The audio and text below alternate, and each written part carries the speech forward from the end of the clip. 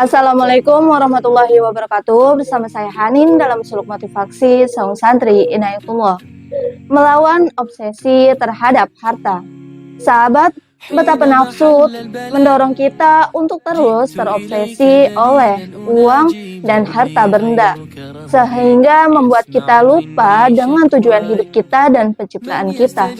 Akibatnya, mayoritas kita tidak lagi hidup sebagai manusia, tetapi lebih tepat disebut sebagai zombie.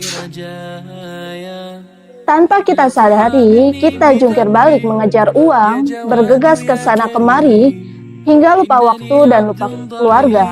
Ini terjadi karena kita kehilangan perspektif tentang tujuan kita mengejarnya. Padahal esensi kemanusiaan tidak terletak pada gerakan fisik, tetapi pada ruh dan pada kesadaran kita. Kita harus sadar bahwa Allah Subhanahu wa Ta'ala menciptakan kita dengan tujuan yang serius, yaitu beribadah kepadanya dengan sebaik mungkin. Sahabat, tanpa kita sadari, lewat berbagai media, kita terus diiming-imingi dengan kebutuhan artifisial, yaitu kebutuhan yang tidak memiliki fungsi untuk menjadikan hidup lebih bahagia. Dahulu, sebelum berkuasanya modernisme dan era industri, orang bekerja untuk tujuan yang jelas, dan harta benda yang dimilikinya dipahami sebagai sarana, bukan tujuan itu sendiri. Karena sesungguhnya manusia masa dulu lebih hidup sebagai manusia, walaupun ilmu pengetahuan dan teknologi lebih berkembang sangat pesat pada masa sekarang.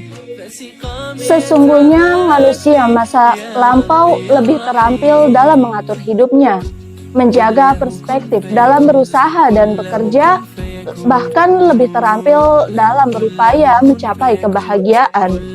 Sebaliknya, saat ini banyak yang di antara kita justru merelakan kebahagiaan hidupnya demi mengejar uang. Bahkan tidak jelas lagi perbedaan antara tujuan dan sarana hidup.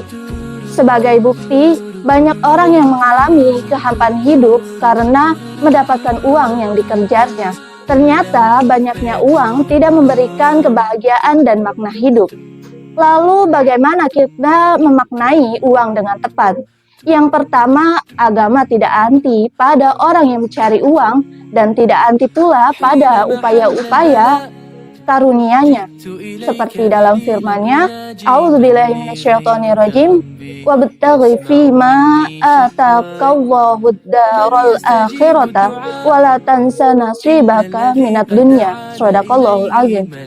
Carilah kebahagiaan hidup di akhirat dengan apa-apa yang dikaruniakan Tuhanmu kepadamu, dan jangan lupakan porsi dari kehidupan dunia.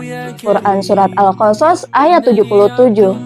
Yang terpenting itu uang adalah sarana, bukan tujuan itu sendiri. Dengan perspektif yang seperti ini, maka tidak akan ada orang yang mau mengorbankan kebahagiaannya.